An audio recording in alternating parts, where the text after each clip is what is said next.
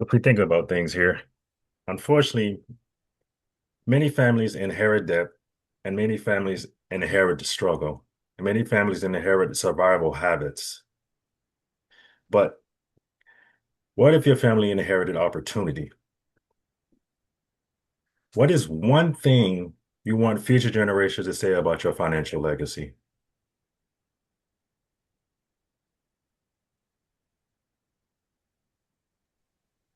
I mean, this is a pretty big dream, but I want to be the pivot point that changes the direction for my family. Okay, I agree with you on that one. Anybody else? I just wanted to be looked at as opening to being open to the possibilities of whatever, they hope and dream to do with their lives and their families. Okay, nice.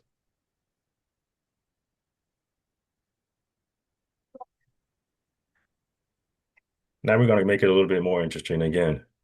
We just talked about some of these recently here with Latricia, but we heard somebody already answer part of this, but we're going to go ahead and add some more salt to it, some more seasoning. Now, raise your hand if your family passed down a home,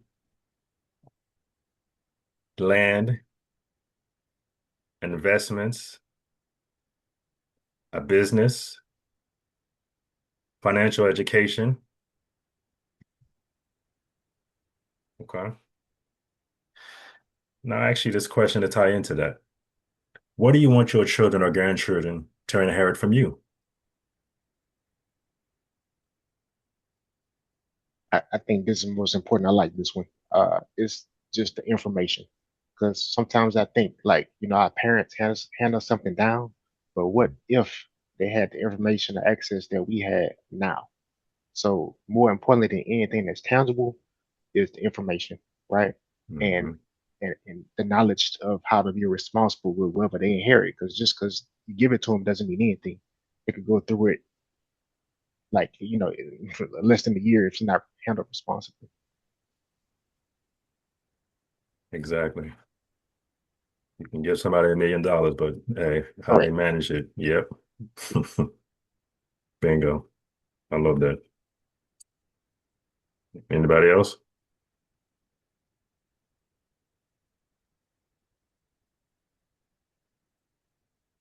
Okay. Perfect. Love it. I love these interactions. Now, generational wealth is it's a relay race, if you think about it. Our goal isn't to finish the race ourselves, it's to pass the baton farther than we received it, if you think about it. Now, building generational wealth sounds great in theory, but many families face real challenges along the way. Let's talk honest about some of those barriers and more importantly, how we can overcome some of those barriers as we move forward. Latricia, back over to you. Thank you. So, first, we must acknowledge that systematic issues do exist, but the focus should be on how do we find solutions to those systematic issues. Some of you may have heard of Rochelle Washington story. Some of you may not, but it was a situation where it involves systematic issues. However, her story didn't stop there. She found a solution and led to her building. And that's what this conversation is all about. So I'm going to share another story with you. And it's a very personal story. My grandmother didn't have access to many of the financial tools that we have available here today.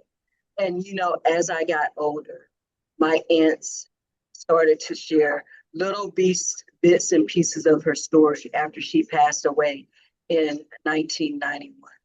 What I didn't know about the house that my mom currently lives in is that my grandmother was owed back pay on her Social Security. She was very poor as a single mom, raising 8 kids on her own. But what she did when she received her back pay is she talked to a fellow neighbor and purchased the house and the land that my mom currently. So now that I know that story, as long as I have life in my breath, that house and that land will always remain in my family because I know what that meant to my grandmother after hearing the stories that got passed down from my aunts and uncles.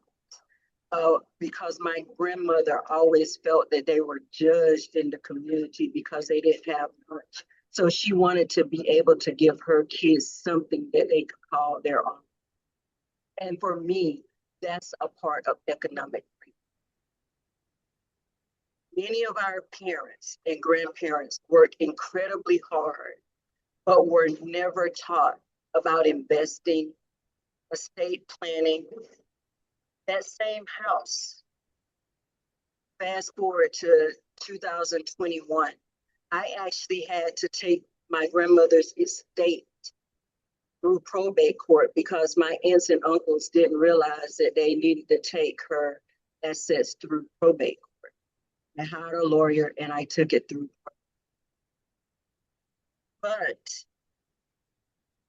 that's how we start conversations with our kids so that they know the steps to take. Today, we have access to information that they didn't. The question becomes, will we use that information for the greater good of the next generation? What financial lesson do you wish someone had taught you? Since all of us are older, we're an older crowd tonight, so this question is good. What financial lesson do you wish someone had taught you 20 years ago? So I'll tell you this much about what you're saying is that I've been to a lot of funerals the last years, and it's always issue with what you just mentioned, right? So to alleviate the stresses to my family, what I'm doing, the only reason why I joined in this call, and I hope that we cover it at some point, is we go through life, and I was writing some things down. We build and we produce, and then we get to a point where we generate and we pass on, right? So to alleviate those stresses, just knowing the education of putting certain things inside of a trust, right? And that a way to avoid probate and all those things like that. So that's really what I've been looking into, and I'm about 80% of getting done. And just those little things like knowing what asset to put in and what asset to not put into a trust, right? So those little things like that that I've been studying. Uh, I think if our community had access to the information, it can alleviate the hurdles like you just mentioned and just make certain things smoother. So when we do pass away, which is inevitable, right? We don't have to worry about that, and you don't miss steps, and it doesn't go back to the state or whatever. Absolutely, Mhm. absolutely. I wholeheartedly agree. And I definitely appreciate you interacting and providing feedback. You're definitely adding some value to tonight's conversation. Thank you. So, but no matter what or where we start financially, every wealth building journey begins with the same foundation. And that's telling our money where to go instead of wondering where it's going. So with that being said, Joel, back over to you. All right. Now,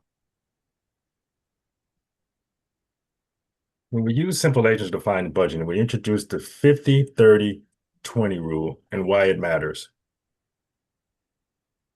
So I'm gonna ask you guys to participate a little bit here. I want you to create a plan and pay yourselves first.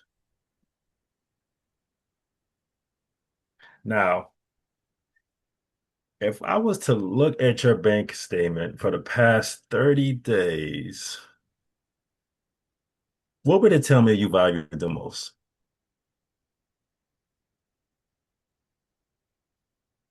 Would it be eating out? Hmm. Publix. Okay, mine would probably be Sprouts. I mean, oh yeah, Sprouts. Maybe some other places. Wally World, the Walmart. Okay, eating out and Coffee. shopping. Oh, Prioritize way too much in coffee. okay. There's some similarities, some shopping and eating out. Okay, okay.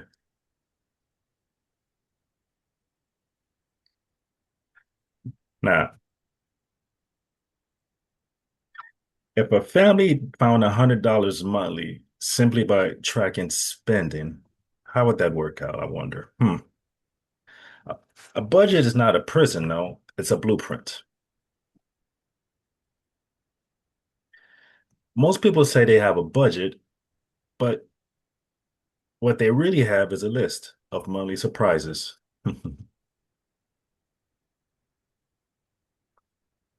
Who has ever looked at a bank statement and wondered, when did I buy that?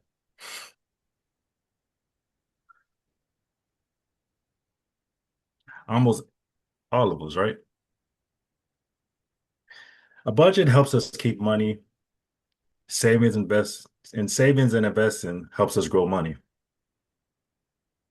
Now, let's look how small, consistent actions can create big results over time. Latricia, back over to you. All right. So here's an example. If someone invested $100 a month, starting at the age of 25 versus the age of 45, who do you think ends up with more money?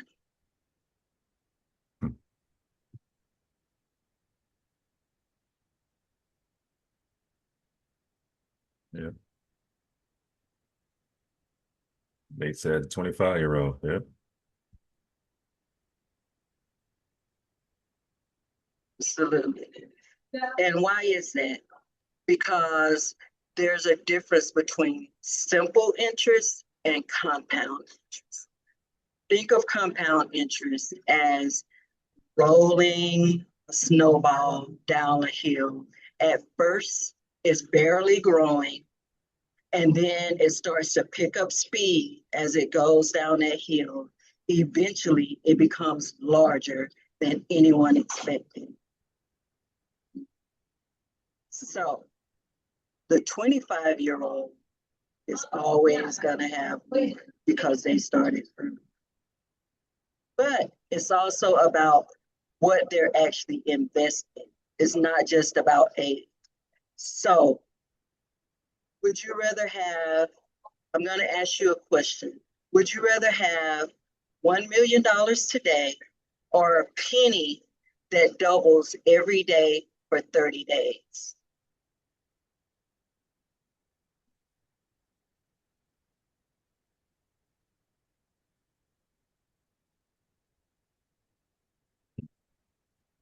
It depends on my age. Okay. Okay. So Nate says a penny. Anybody else? Well, somebody said, V said depends on his age. Oh, okay. Depends on the age. Well, Nate was correct. But most people, if they're being honest, would probably say $1 million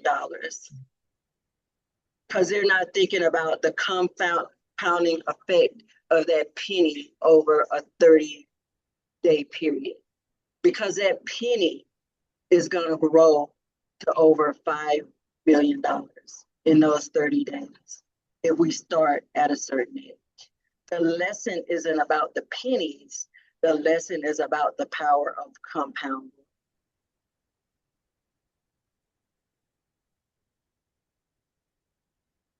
So investing again is like planting. I like gardening, so I use a lot of planting analogies. So investing is like planting an oak tree. The best time may have been 20 years ago. And you guys are going to hear this over and over again, but the second best time is today. But this also teaches, what does compound interest also teach us? It teaches us about patience. Most people overestimate what they can accomplish in 20 years, and they underestimate what they can do in 20 days. Wealth is rarely built overnight, but it is often built over time. Investing isn't only about building wealth. For many families, one of the largest assets they'll ever own is much closer to home than we literally think. So with that being said, go back over to All right. Now, when we think about a couple of these plans you see on the page here, you look at the 401k, which one of your employer plans, that's a tax advantage plan that's you can match and get money from that way. Or you look at a 529 plan, which is a college savings plan. It is also another tax advantage plan that you can use for either college savings or other events as well. Hmm. Who likes paying taxes? My question I would ask for you guys. I didn't think so. Tax planning isn't about avoiding taxes, though. It's about understanding the rules. And a tax manager's accounts are like traveling in tailwind. Instead of against, well, instead of with the wind, we go against the wind. So these are just a few of the accounts that we talk about. But if you want more information, we'll go a little bit more in depth. But these are just a few of the ones that they have that are tax advantage accounts. So, well, Latricia, back over to you. So before we move on, I just want to expand on this just a little bit.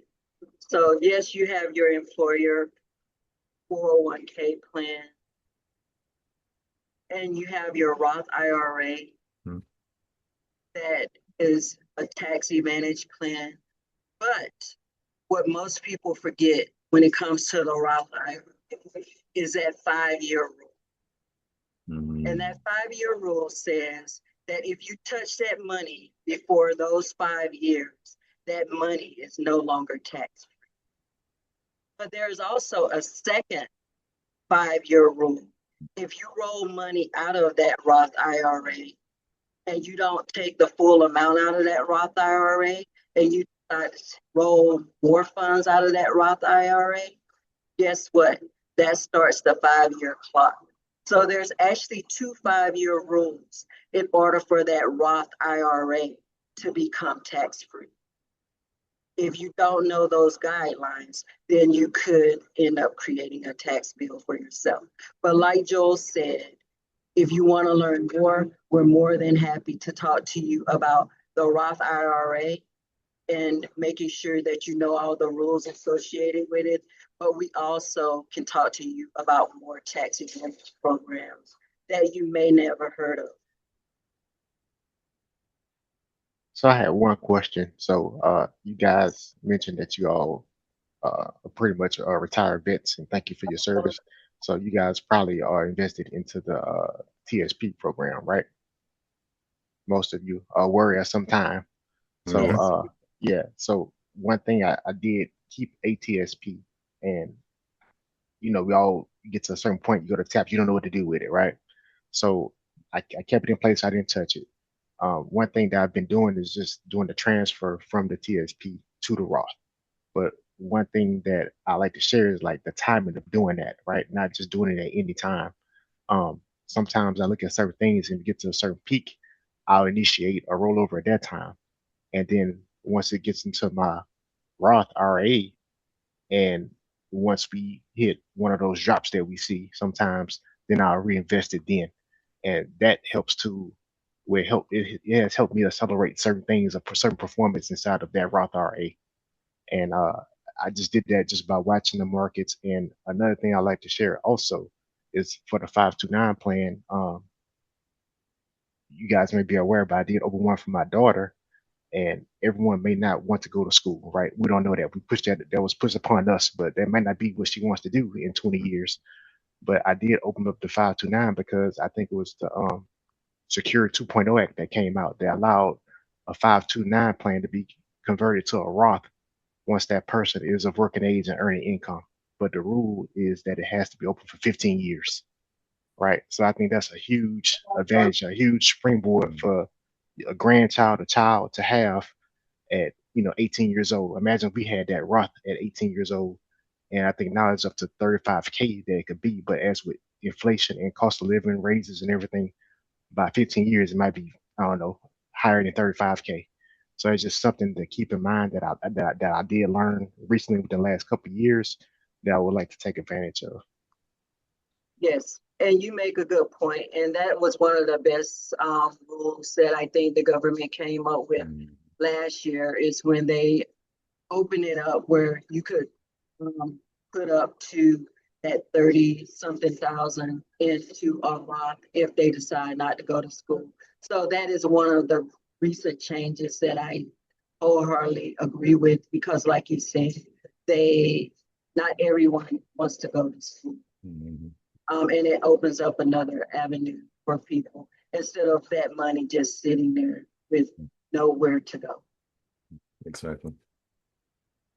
I wish it didn't have a cap on it, and that you didn't have to wait 15 years, but at least they made some changes.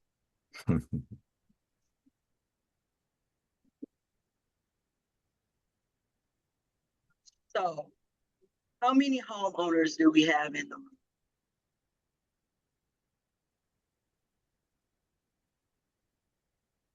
Right. That's good. That's good. We've all made some important moves in our lives. But what was one of the biggest lessons you learned during buying that home? Oof. Paperwork, paperwork, paperwork. I wish I would have known because my house is my first and only house I've ever owned. So I have to caveat that. I actually bought it sight unseen as I was coming from my last duty assignment down here for my retirement job. I wish I would have taken the time to research more about inspections and all those other little things to look for in a house that shows signs of age, plumbing and things like that. I wish I would have known to dig deeper into that. Just some of that has bit me in the past year or so. I'm still paying. Yeah, and Chanel says in the chat, save your money for unknown. For me, the biggest lesson that I learned is that you have to have the right team helping you make that choice. And why do I say that? Because I think about my first purchase of my first home. Because of that experience and because I had the right realtor that connected me to the right lenders and everything else, my experience was super smooth. I didn't have any hiccups. I didn't have any problems.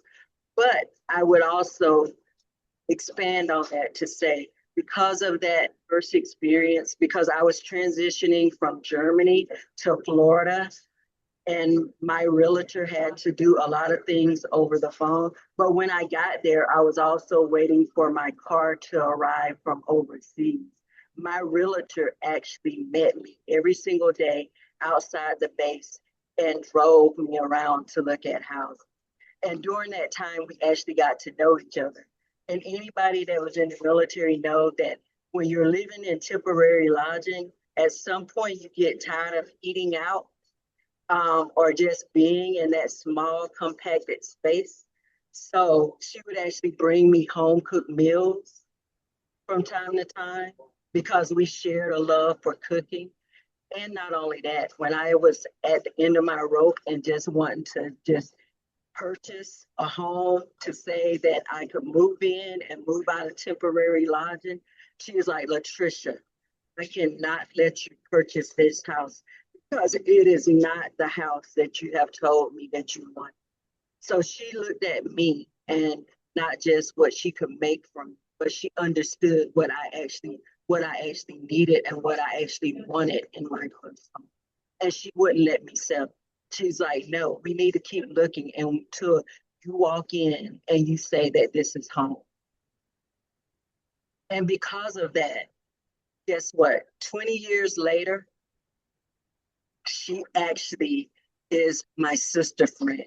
Every time I go home to Florida, I actually have lunch or dinner with her because that's the relationship that we have.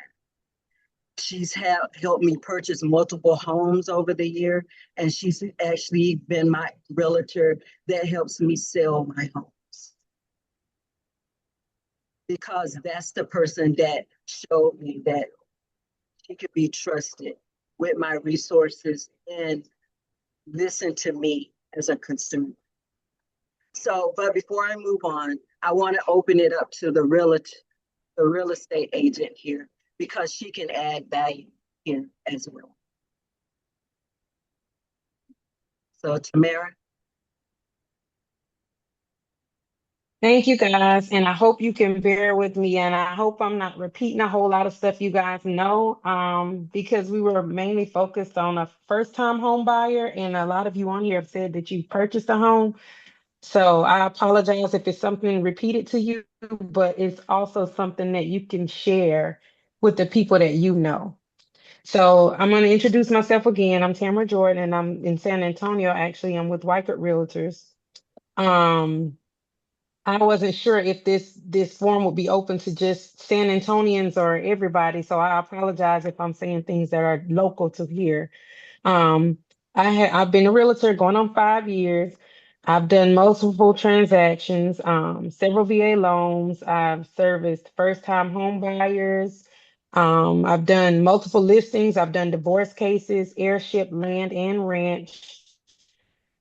I'm very versed in what a person needs and looking up what a person needs and what they want before we start the process so that they can get what they're intending to invest in. I have also done multiplexes where I would say I'm obsessed, but I study the market every day so that I know areas to make sure that I'm giving my clients the best experience and making sure they get what they want. I'm very, very passionate about helping anyone who wants to obtain homeownership, but I'm especially big on bridging the wealth gap and helping minorities to get there where they need to be. So this Juneteenth thing is very near and dear to me. I'm also a retired Air Force veteran, so I understand what the VA loan is, what it means to obtain one, and the stigma around getting a VA loan and how people think they can't get one. As long as you have the time and service and you can obtain the COE, you're qualified for a VA loan. And that's veteran separated, um, active duty, or discharged under other circumstances. Um, a common question I get every day when people learn that I'm a realtor is, how's the market? Um, and the market changes daily, weekly. You need a well-versed realtor. I'll piggyback on what Latricia said about having the best team. You want a well-versed realtor to always know what's going on, how the market is, the way it's going, what areas you should be in, what areas are going to gain you the most equity. They need to know about taxes, flood, homeowners insurance, all that good stuff. And they need to have the proper team supporting them. If your realtor doesn't have a whole team, and I hate to put it on like new realtors, but a lot of times they haven't established themselves and garnered that team of people they need behind them, pushing them or being able to help your clients the way they can, um, then sometimes you have to leave the inexperienced alone and go with somebody more experienced because the team is definitely more important. And I like the fact that you said your realtor picked you up. You can tell she cared. She gave you home cooked meals. The reason I became a realtor is because I had a bad experience with my first one. Well, not my first, I'm sorry, my second home. Um, and it just made me see that it's really important. This is a big investment. One of the biggest investments you'll make out of everything we talked about. Home ownership is really one of the biggest investments because that's where the majority of your money is going to go. So it's very important that you pick the right team to do that.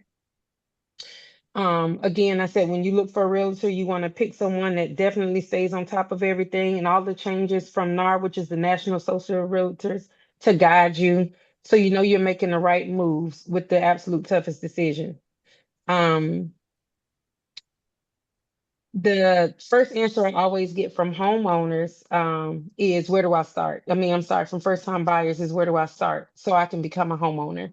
And the two answers I give to them is one that the previous lady said is making sure that you're ready to do it, you know, your why, and making sure that you have a savings and that you're actually prepared. Um, are you doing it because you're tired of wasting money on rent? Are you doing it because your friends and family or a significant other is pressuring you to do it? Are you doing it because of social media and you feel like you're behind and everybody's buying a home? What is your why? That gives me insight to how much the person really wants a home, if they're disciplined, if they're ready to buy a home, or if they're just doing it for other reasons.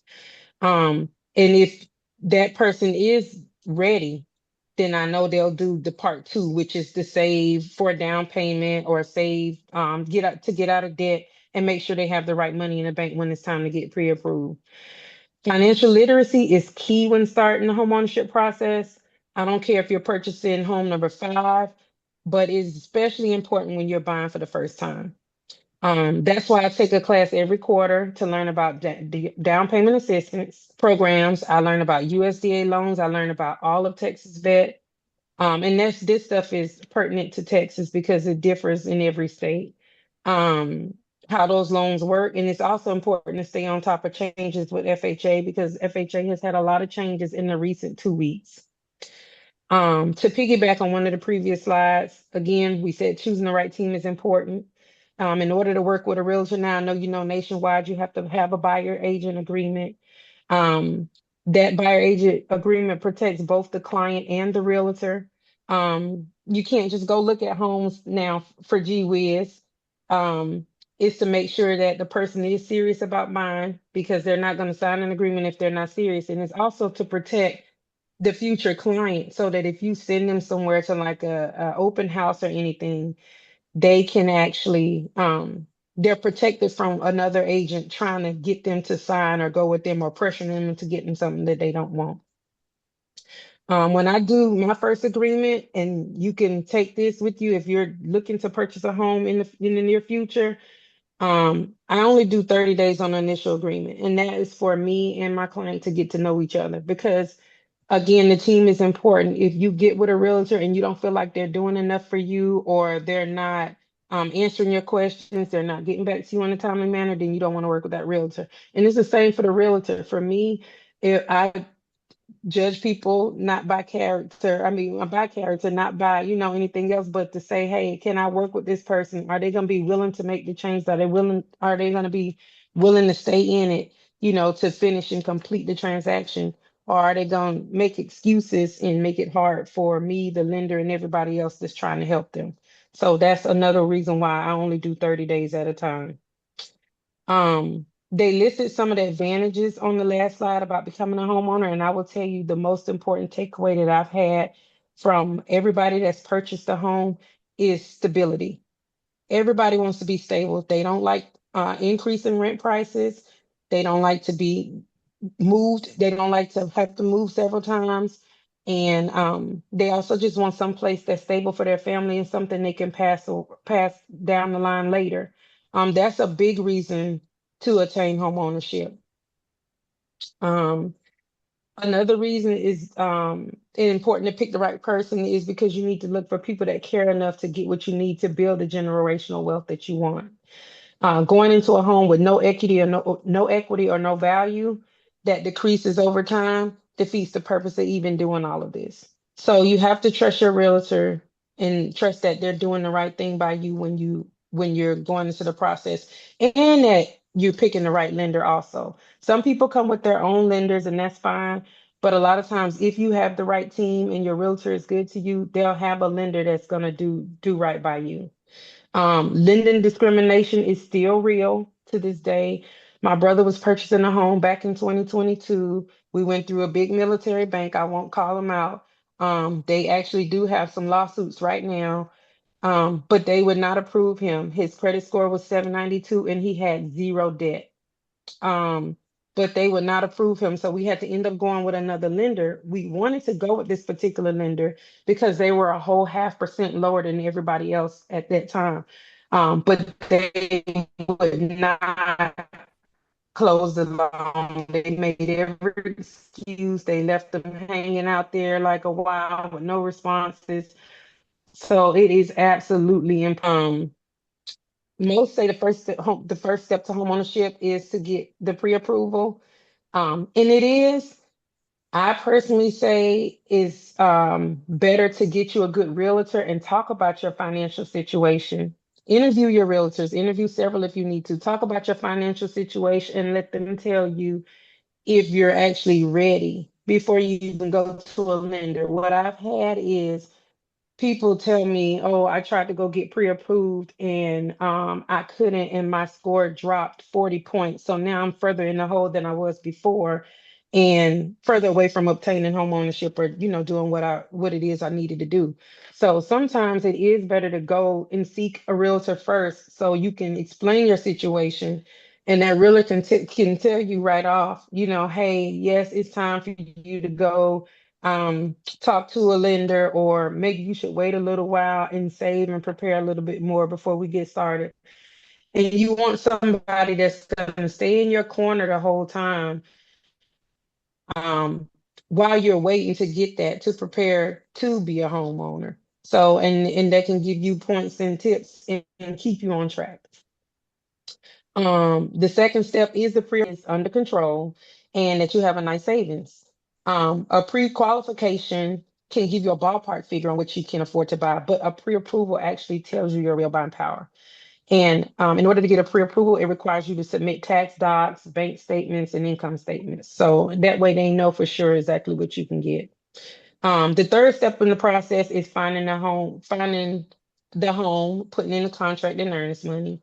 Earnest money varies, which is why it's important to have good savings even before you start the process. We keep pounding savings, and they've been talking about budgeting in, the previous slides. You want to even set a budget for yourself to make sure that whatever the lender qualifies you for, you're comfortable with paying, because sometimes you don't want to spend that much. The last thing you want to do is be house poor. So after you put down the earnest money, the next step in the process is the home inspection. Home inspection is ordered. I always tell my clients to get a home inspection, even on a new construction home. Um, the lender, while you're getting the home inspection done, the lender may also be ordering the appraisal at this time. Title is also working in the background to ensure the title is clear, free of liens. They're notifying HOA if there is one, and they're getting the title commitment back to the lender. During the process, your file may also be in underwriting. I tell people all the time that underwriting is not your enemy. In fact, underwriting doesn't just protect the lender, but it also protects you from maybe going in over your head and getting something that you can't afford. And though it feels like they're there to hurt you, they're not. Um, to go to the next one, I want to talk about VA loans for a minute, since I do have a couple of veterans on here. I think everybody know the VA loan is offered to all veterans. Like I said, whether active, separated, or retired, as long as you can obtain the COE. They guarantee 25% of the loan, and this is what helps us to not have to make a down payment. The VA no longer has loan limits. This is actually the loan limit is actually extended by the lender. So depending on which lender you choose, is how much your how much VA loan you can get or what you can afford. Um, Again, there's no down payment, but there is a funding fee, and this funding fee is from 2.15 to up to 3.30%, depending if you voluntarily put money down or not in your subsequent use of the VA loan. Um, the VA is very strict with their lending criteria. In fact, in addition to your normal inspection, they'll normally do what we call a WDI, what's a wood destroying insect inspection, to make sure that you're not investing into the wrong property and they're not investing into the wrong property. They don't want to guarantee something that is gonna either that is not habitable or that may go into foreclosure later. Um, and saying that, their appraisals are also strict. So VA has what they call Tidewater. They attach this to the property. If the property doesn't appraise, they'll put a Tidewater on the property and that sticks with the home for 6 months, making sure no other veteran can get taken advantage of if they were to purchase the property. Um, Unless the veteran wants to pay the difference out of their pocket, between the asking price and the appraisal value, then they can't purchase the home. All VA lenders are not the same. It's important to shop around. I just had a client, that I have a VA lender that I use normally. I'm very loyal to him because he's been loyal to my clients. And he told my client that he couldn't get her a better rate and that she had to come with an additional $7,600 to the closing table, which my client did not have. Um, I went with another lender a week and a half before closing. And though it hurt me to leave him after doing all that work, even the appraisal was ordered, we had to reverse the appraisal. We had to do a lot of things. And VA usually takes 10 days to get an appraisal back, but he jumped through hoops and he made sure. And my client actually ended up getting a check for $2,000 back at the closing table instead of having to come up with the over $7,000 the other lender was asking.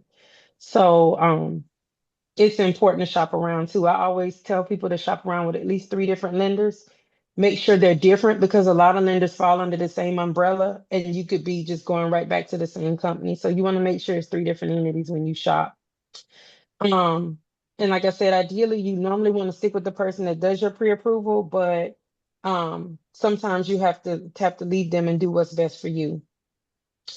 The most common mistakes people make when home buying is not preparing, letting the realtor and the lenders tell you still qualify because you meet the minimum requirements, the minimum credit score, and you think it's okay. No, you want to take the time to save and get ready. You don't know what can come up during the process or even after. Make sure you have money in the bank, and you want the absolute lowest rate. Being prepared can earn you the absolute best rate, saving you money over and on the payment and the price of the home overall. So the second mistake is rushing into something and not doing the home inspection. So I just heard the lady previously say she retired and came back and bought the house sight unseen and all that stuff. Um, Hopefully, and she didn't know, look at the age of the home and she wished somebody was there to tell her a little bit more. Hopefully a lot of people aren't doing this anymore since COVID came and people were doing the home sight unseen. It's been kind of frowned upon. And actually, at the end of the closing process, they will ask you, um, did you get to see the home before signing these documents? So, and in Texas, if you haven't, they won't close you. So, and they'll even ask, were you afforded the opportunity to to get a home inspection? Did your realtor push that? And you sign off of that, yes or no? Um, and that's just something else too, to get you from the closing table that day if you're not feeling sure about your purchase.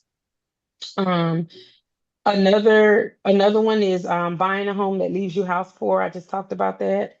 Some people buy homes that won't allow them to continue to save as they should be saving. You want to be able to stick to the same budget. You want to continue building wealth. You don't want to put yourself in a predicament where you can't afford it and you're not able to invest as you already were. Um, that's just the biggest thing. I mean, they've been repeating it, and I'm sorry if I'm repeating myself over and over again, but they've been repeating it. That's the most important right now. Talking to the younger generation and making sure they know all about money and making sure that they're not making mistakes like going into something that they can't afford because of social media now and what they see and making sure they're not house poor. And last but not least, the common mistake is asking everyone else for advice, especially during the process. you want to make sure your questions are vetted through someone knowledgeable and that has your best interest. That's going to be a good team player for you. That's going to give you the good and the bad no matter what, and make sure that you're actually making the right decision on purchasing the home that you're getting. But that's all I have on my spiel for first time home buyers and as a realtor. Do I have any questions or I can answer? Do you have any specific to as far as homeownership or anything you want to ask about the VA loan, any other loans for that fact, for that matter?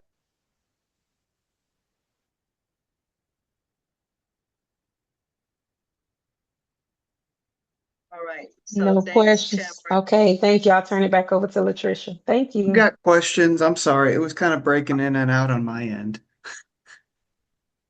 Go So ahead, I was trying to Yes, see sir. if it, yeah. So, I know I already have a home, but I wasn't, now that I'm looking back at it now, I wasn't really actually that happy with my realtor. So, um, I was wondering, if I'm looking or talking to other people that might be, home buyers, what's the number one green flag to look in for realtor? And then like, what's the number one red flag to maybe like stay away? Okay, red flag is them rushing you. Anytime somebody is rushing you, they're in it for a payment. If you get a realtor green flag, it's somebody that's going to be patient with you, that asks you lots of questions, um, that that stay in contact with you regardless of even if you're signing that buyer agreement or not. Um, that's willing to go the extra mile. You can kind of tell by the presence of that person or how they talk to you, if you meet them in person, body language, everything, if they actually have your best interests or if they don't. Um, green flag is them asking you lots of questions and really trying to narrow down what you need, what your needs actually are, and they're not thinking about theirs. Red flag is someone rushing you and you feeling like they don't really have your best interest, not responding, not answering the questions that you're asking, that type of stuff. Awesome. Thank you. All right. So again, thanks. We've talked about home ownership as a wealth building tool. Now, let's take a closer look at how home ownership remains one of the most powerful pathways to economic.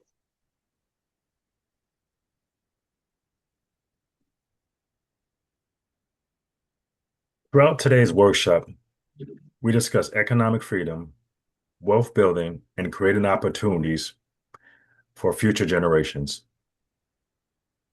For many families, the largest asset they'll ever own is their home. Now, home ownership isn't simply about having a place to live. It's about creating stability, equity, and establish a foundation that can benefit future generations. Now, we already know a few of you already currently have a home, but how many of you would like to own, or excuse me, for those who haven't purchased yet, what is the biggest obstacle?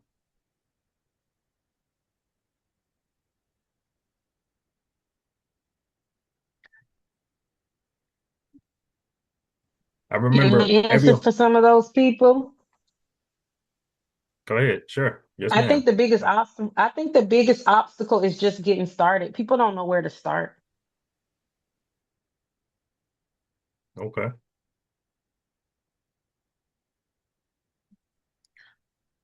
Were you going to say something? I was just thinking, I don't know how much of it is for first home buyers, but I know it is for like second or moving is interest rates and prices and things like that. Mm, And I've actually heard from some people like, oh, I don't have a credit score. They're trying to build their credit score so that they can actually get move into buying a home. okay. Remember, every homeowner was once a first-time home buyer. So That's one way. A home is like a financial tree too, if you think about it. It takes time to grow, but over time it can produce shade, fruit, and opportunities for generations. Now, for many military families and veterans, there's additional opportunity available, one that's earned through service and sacrifice, as mentioned previously. So, Patricia, back over to you. Thank you. So, as Tamara already alluded to, the VA loan can be a powerful tool for those that previously served, but they oftentimes don't know how to navigate. The VA loan has helped millions of veterans purchase a home for their family while preserving some of the cash reserve that they may have, and it allows them to continue building. However, they may not fully understand how it all works together. Tamara has already alluded to some of the things involved in the VA law. Today, that's also what we wanted to do.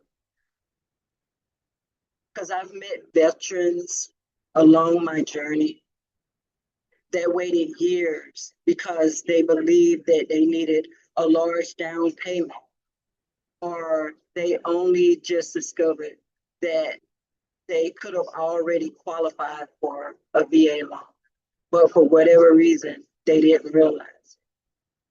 So that's why these conversations are important. The VA loan benefit is like having a key to a door. That benefit unlocks the opportunity, but you still need the right guide to walk you through. So having that benefit is one thing. Successfully navigating the home buying process of that VA loan is a total different story. So that's why who you work with, going back to the team, who you work with matters.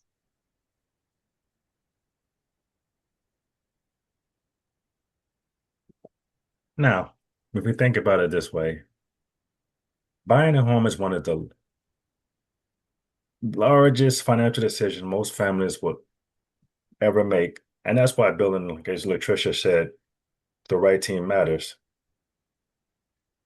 The difference between a good experience and a stressful one often comes down to having knowledgeable professionals guiding you through the process. A great realtor isn't simply opening doors, they're helping clients navigate contracts, inspecting, negotiating inspections, financing discussions, and important decisions. Now, let's put it this way. Let's look at it this way, I should say. Buying a home is like climbing a mountain. You can do it alone, but it's much easier if you have an experienced guide who's already traveled that path, right?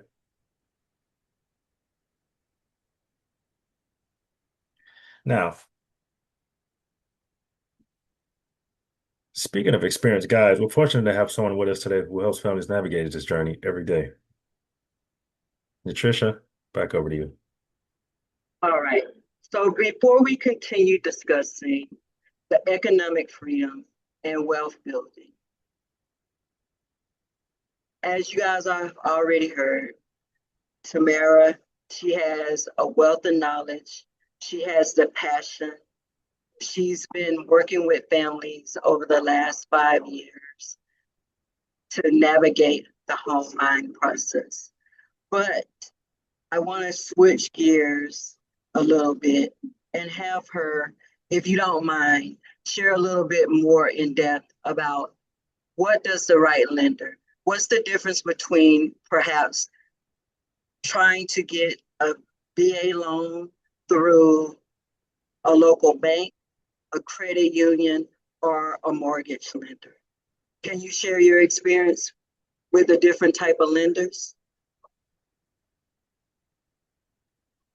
Sure, you're asking me to share my experience with them on the different types of lenders? Okay, so um if you have an established rapport with your credit union, it is not bad to go through your credit union, but ultimately you want to shop for the best rate. So again, I say um pick three different lenders to go to. Make sure they're not under the same umbrella. So if you want to choose your credit union for one, and then you want to go to a mortgage broker where they can shop for a good rate, you can. And then you also have your big, if you're going VA, you want to go with a good VA lender that already has a name for themselves. Um, like your USAAs, your Navy Federal, what's a couple of other ones? It's one big one right now. They have another lawsuit at the moment though, but there's bigger VA lenders that you can go to. So you want to try one of those, you want to shop with a mortgage broker, and then you also want to try your credit union. Remember, when you're doing this within that 30-day, and now I've been told it's 45-day period, it's not hurting you or your credit score to check with these different lenders. So you want to make sure. But again, if you have the right team and the right realtor, that realtor is going to know three, four, five lenders, and they can send you to different ones to see who would have the best rate for you based on your credit score and everything else that goes along with your credit. Because one lender may be willing to give you a better rate, though you have 30% debt ratio versus one that doesn't want to because you have 31% or 29% even less. So each lender has different criteria. So it's always best to shop to see who has the best one, the best rate. But I would always recommend getting referrals from your realtor and people that have already purchased a home in your local area. If they said, "Hey, I went through this bank and they did really good," that's also a good lender to go to.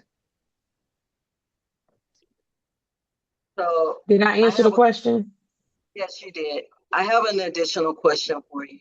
So I've always heard that um, most of the time you can get a better rate on home loans, especially if you go with, instead of going with the larger banks or well-known banks or the mortgage lenders, going with a local, one of the small local banks.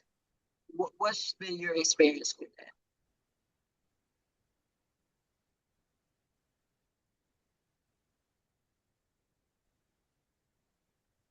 Did we lose it? No.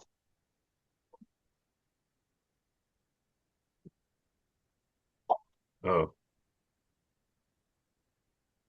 Well, that depends on the bank itself and how much money they have. Because if it's a small local bank, they may not be able, their lending power may not be there. Can you hear Mhm. me? Yes, Okay. Can ma'am. y'all hear me okay? I hear you Yes. now. Can you guys see me? No? Yes, ma'am. We can hear you. Okay, you can. We can Okay. see So my experience, okay, good. So my experience, I didn't have any interruptions, so I'm not sure, but I apologize. My experience has been with the local banks. It depends on their loan have as much money as the big banks. So you may request a $500,000 loan and they may not be able to give that to you, or they may be, not willing to loan you that much. Whereas in the bigger banks have unlimited lending power because they have private markets and other people backing them to give them the money, because most of the time with a big lender, which is a downfall, um, they'll sell you to another bank as soon as the loan closes. Now, I will tell you, if you're purchasing a new construction home, it is always better to go with their bank, because you can always refinance, or sometimes even they will sell your loan to somebody else. But if it's to get you incentives to get you closer to purchasing a home within your buying power, then I always recommend you trying to use the builder's lender. Or you can take what the builder is offering as leverage and take it to one of those local banks and have them match it and see if they can get you a good rate. Right, but just because they're local doesn't always mean that they're offering the best rate because it depends on what they can extend. Can you guys hear me? Yes, ma'am. Yeah, thank you. Okay. All right. I appreciate you answering my question. Let's give Tamara another round of applause for sharing her knowledge and expertise. Once we build wealth, we begin to create assets. And the next question becomes, how do we protect what we've worked so hard to build? With that being said, I'll pass it over to my trusted sidekick, Joe. Appreciate it. Now, building wealth is half of the battle. Now, protecting it is the other half. Now, I'll share how insurance acts as a safety net, especially life insurance as the wealth transfer tool. Life insurance isn't a conversation about death, it's a conversation about love and asking if we're not here tomorrow, will my family be okay? Now, who is dependent on income today? Hmm. Now, if your income stopped tomorrow, oh, okay, yeah, yes, same, I'm with you. Now, if your income stopped tomorrow, how long could your family maintain their current lifestyle? Hmm, now that's the big one. So, I hit you guys with a real life story that happened to me. So, for me coming up, if it wasn't for life insurance, my uncle unfortunately passed away. And when he passed away, if it wasn't for him having a will and trust and my mom being the beneficiary of that, or the trustee, I should say, being able to take care of everything, as far as the property that we had back then, it would have been a completely different story with probate. So life insurance and having a will and trust, it definitely was a plus and a benefit. It was able to not only pay off all his bills, make sure he was able to be buried, and make sure that his beneficiaries had everything they needed. And then with the will, that they took care of all that as well. It gives me the trust, make sure that everything was handled as far as that with the trustee was able. My mom was able to take care of everything. Unfortunately, I was still in the military at the time, so I couldn't attend everything, but my mother was able to make sure she attended. So if you look at it this way, insurance is not a lottery ticket, it's a financial seatbelt. So remember, when we defined economic freedom earlier, home ownership is one move closer to that goal. Protection doesn't stop with insurance. We also need a plan for what happens on our assets, our wishes, and our legacy when we're no longer here. So, Latricia, back over to you. All right. So we talked about this a little bit earlier. A will is just a piece of paper that tells your loved ones where your assets, who your assets goes to. It's for anyone who wants to say what happens after you're gone. The stress of peace of mind comes from proper estate planning. I've never met anyone who said, Latricia, I want the court systems making the decision for me and my family after I'm gone. But guess what? If you don't have the proper documents in place, that's exactly what's going to happen. Yet, we owe it to our loved ones and ourselves to know and have a plan in place. And yet, is that most people fail to plan or have something in place. We hear it time and time again when someone passes away that they didn't have a will in place, even the basic will in place. So we all know the importance. We've probably all had a family member pass away that situation has applied for, and it usually just leads to bigger problems and more stress. So I want you to play along with me for a moment, and I want you to write down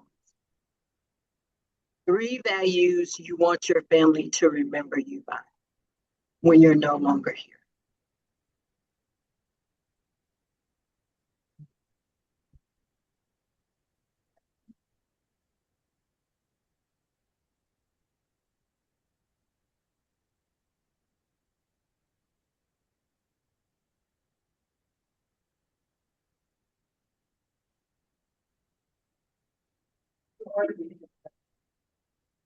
Now that you've done that, I want you to answer this question for yourself. Does your current financial plan that you have in place support those 3 words that you just wrote down? And if not, then we need to make some adjustments, correct? So legacy is not just about what you leave people. It's about what you leave in people. A will is a roadmap.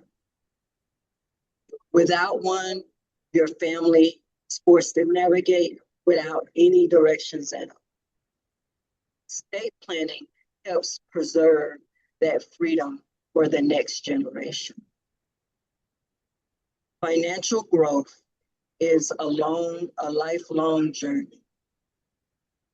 And some of the best mentors you'll ever have is sitting on a bookshelf waiting for you to open it up and read. So with that being said, go back over to you. We look at it this way. One book can change a life. A mentor can change a career. But a book is a mentor you can revisit over and over again. How many people have read a financial book in the last year?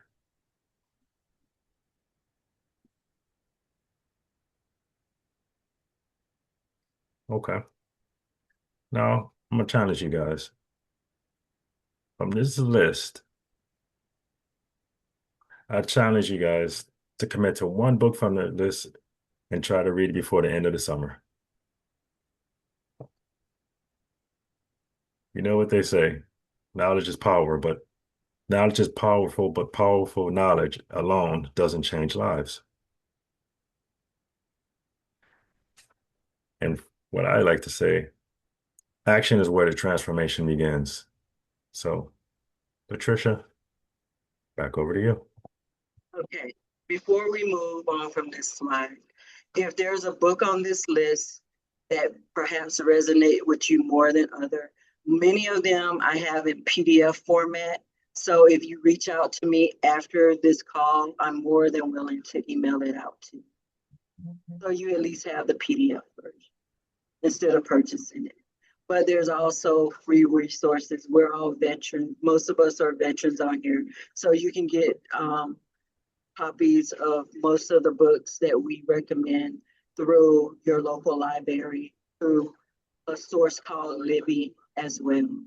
But we have Audible for those people that may not like to read. I like to still open up the book, smell the book cover, the pages of the book. So I'm old school that way. But and I've learned that Audible doesn't work for me. And me, it's sticking into my noggin because I like to highlight and write notes as well. So, but I just wanted to share that before we moved on.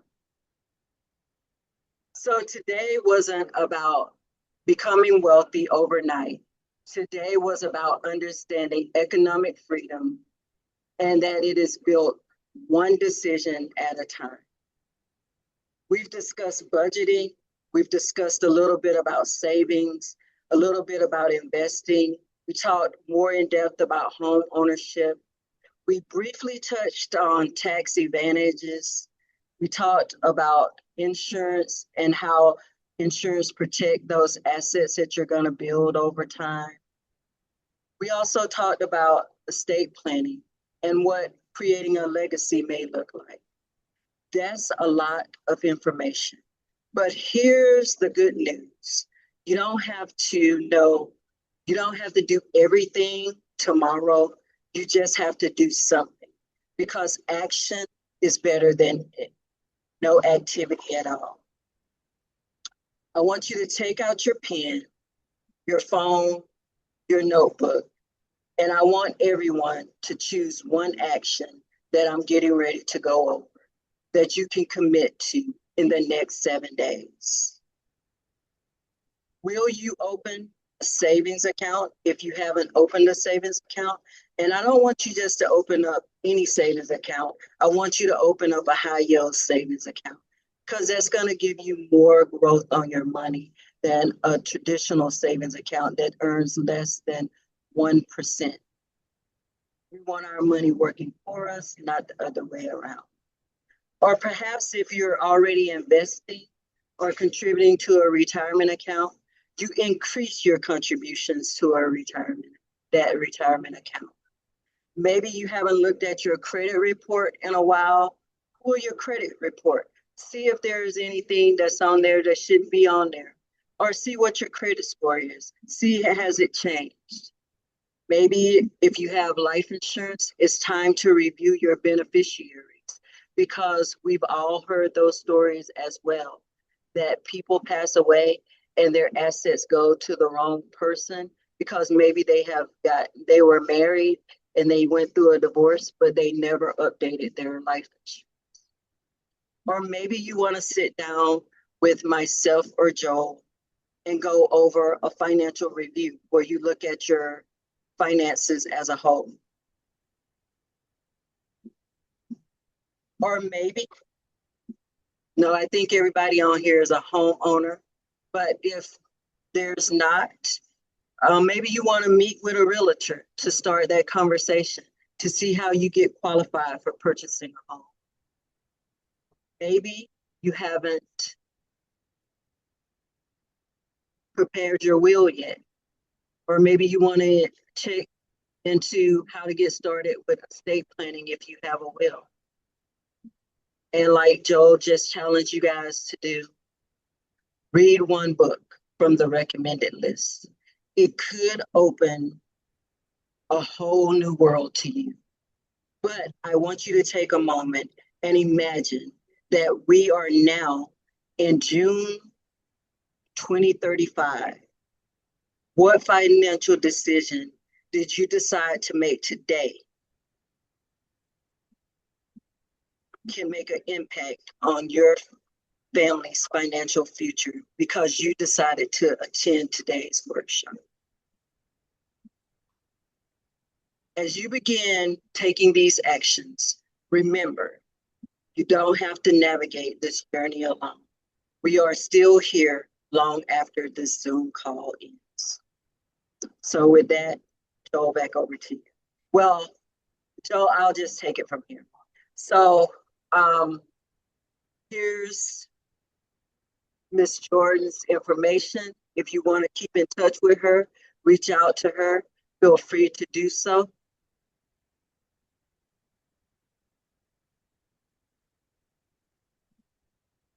And then the next slide. As we wrap up today's Juneteenth Wealth Builder Seminar, I want to first thank you all for investing your time, because that means that you invested in yourself and in your family's future.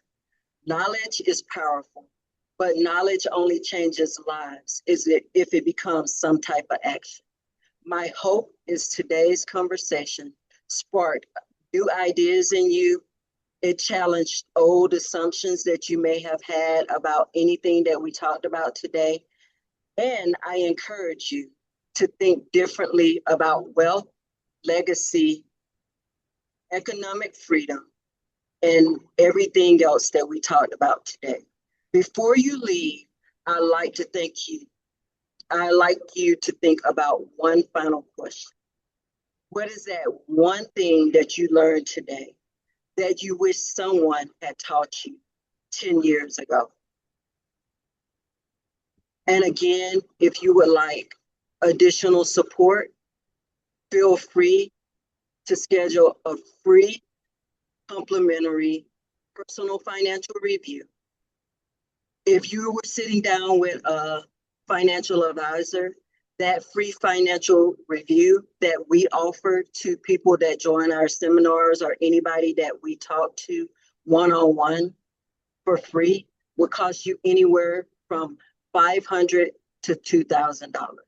But our primary purpose is financial education. So that's where we like to start, by offering a free financial review for everybody. Or maybe it's been a while since you looked at your life insurance policy, and we can sit down and help you review your life insurance policies to make sure that you understand what you actually purchased. Because a lot of people purchase life insurance policies and never hear from their agents again. Whatever the case is, remember, your income may support your lifestyle today, but your financial decisions will shape your family's future way beyond tomorrow. So before you leave today, we're going to ask you to give us some feedback. There's some QR codes there. Please fill out the feedback form.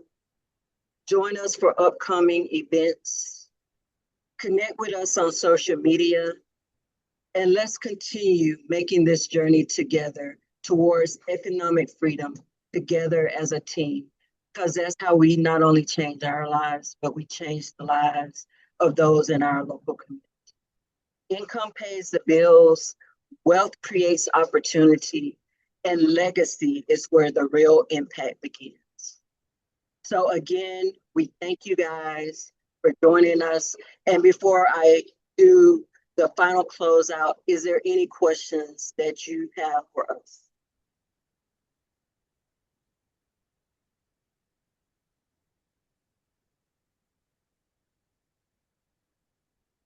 All right, no questions.